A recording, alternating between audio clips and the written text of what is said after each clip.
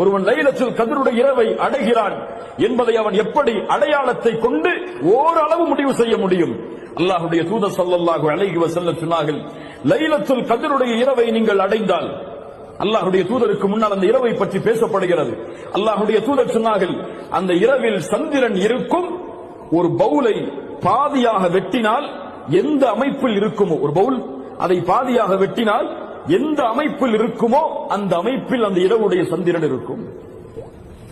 அல்லாஹ்வுடைய தூதர் ஸல்லல்லாஹு அலைஹி வஸல்லம் சொன்னார்கள், லைலத்துல் கத்ர், அந்த லைலத்துல் கத்ருடைய இரவு லேசான ஒரு இரவாக இருக்கும். வெளிச்சம் சூழ்ந்த முழுவதுமான வெளிச்சமான ஒரு இரவாக இருக்கும். அந்த நாளுடைய, அந்த லைலத்துல் கத்ருடைய நாள் அதிகமான வெப்பமானதாகவோ அதிகமாக குளிர்ச்சியானதாகவோ இருக்காது, நடுநிலையோடு இருக்கும்.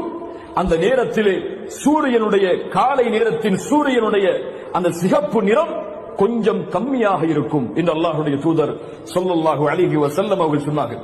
மேலும் அல்லாஹ்வுடைய தூதர் ஸல்லல்லாஹு அலைஹி வஸல்லம் சொன்னார்கள், லைலத்துல் கத்ருடைய இரவில் உதிக்கக்கூடிய சூரியனுக்கு கதிர்கள் இருக்காது, சூரியனுக்கு கதிர்கள் இருக்காது.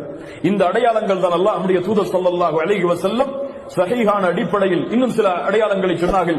எரிகற்கள் அந்த இரவில் வீசப்படாது. ஷைத்தானை விரட்டுவதற்காக எரிகற்களை, எரி நட்சத்திரங்களை மலக்குகள் வீசுவார்கள், அது இந்த இரவில் வீசப்படாது என்று அல்லாஹ்வுடைய தூதர் ஸல்லல்லாஹு அலைஹி வஸல்லம் சஹீஹான ஹதீஸின் அடிப்படையில் சொன்னார்கள்.